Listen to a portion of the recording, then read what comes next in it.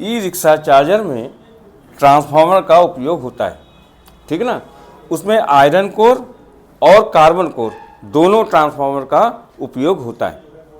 जिसमें iron core लगता है उसमें SCR से चार्जिंग होती है, और जिसमें कार्बन कोर होता है वो SMPS चार्जर कहलाता है। कौन सा चार्जर कहलाता है? SMPS। और ये जो है ट्रांसफार्मर चार्जर है जिसमें हम स्टेप डाउन ट्रांसफार्मर का उपयोग करते हैं, ठीक है ना। जो हम करंट दे रहे हैं उसको हम डाउन करके करंट को निकालते हैं। तो इस ट्रांसफार्मर को हम स्टेप डाउन ट्रांसफार्मर के नाम से जानते हैं, ठीक है ना। इसके प्राइमरी में अगर हम कई टुकड़े कर दें तो सेकेंडरी उससे प्रभावित होगी। यानी मान लीजिए इसमें हम इसके 7 और निकालने तार 1 2 3 4 5 6 और 7, अगर इतने हम निकाल लें और ये एक 10 वोल्ट की टेपिंग पे इसको हम निकाल लेते हैं, तो यहाँ पर एक रोटरी स्विच लगा दें। 1 2 3 4 5 6 7 का एक रोटरी स्विच लगा दें, तो ये बारी बारी से हम जिस हिसाब से टच करते जाएंगे उस हिसाब से इसका जो वाइंडिंग है वो कम ज़्यादा होगी।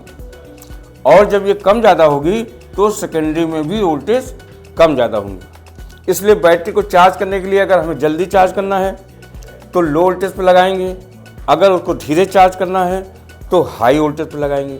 इस तरह से इसका विभाजन करके हम चार्जर को कम या ज़्यादा वोल्टेज के हिसाब से चार्जिंग कर सकते हैं, ठीक है ना। अब इसका उपयोग हम चार्जर के अलावा और कई जगह भी कर सकते हैं। अब हम इसके बारे में बताएंगे कि ये ट्रांसफार्मर कैसे काम करता है। ये ट्रांसफार्मर हमेशा AC पे काम करता है, DC पे काम नहीं करता है।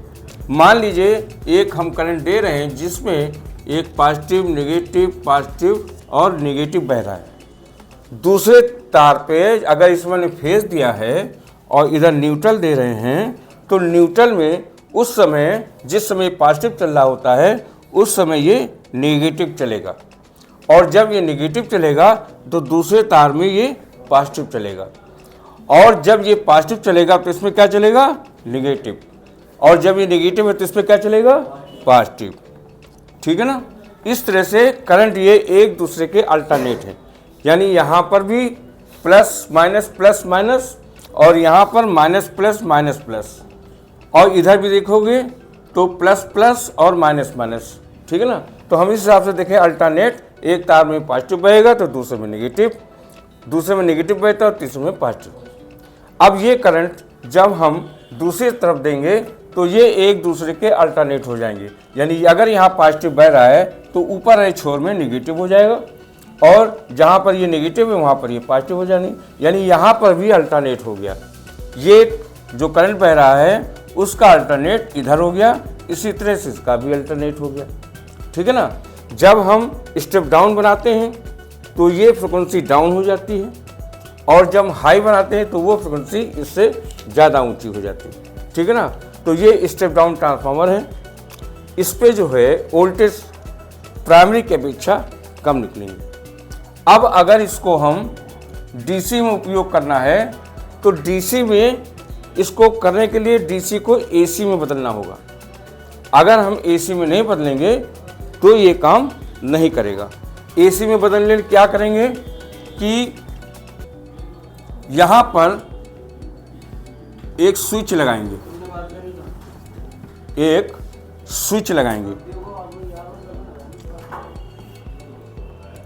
ये मान लीजिए हमने प्लस और ये माइनस, DC करंट, यानी ये कौन सा करंट है? DC।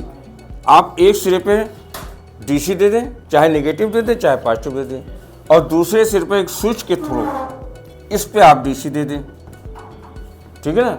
जब स्विच को बार बार ऑन ऑफ करेंगे तो इस पे AC करंट उत्पन्न होगी। AC का मतलब करंट का अल्टरनेट करना। एक बार बहेगा, खोल लेंगे तो नहीं बहेगा, एक बार जब स्टार्ट करेंगे तो चलेगा, और जब खोल लेंगे तो नहीं चलेगा, ठीक है ना। तो इस तरह से अगर DC में AC को हम AC उत्पन्न कर दें तो वो करंट ट्रांसफार्मर जो है पास कर देगा। अगर इस करंट को स्विच के थ्रू जितनी बार हम 1 सेकंड में उत्पन्न करेंगे उतना ही फ्रिक्वेंसी बाहर निकलेगी। मान लीजिए इसको हम 1 सेकंड में 60 बार ऑन ऑफ करते हैं तो इधर भी हमारी 60 बार की फ्रिक्वेंसी निकलेगी। यानी अगर फ्रिक्वेंसी की काउंटिंग करेंगे तो 60 काउंटिंग इधर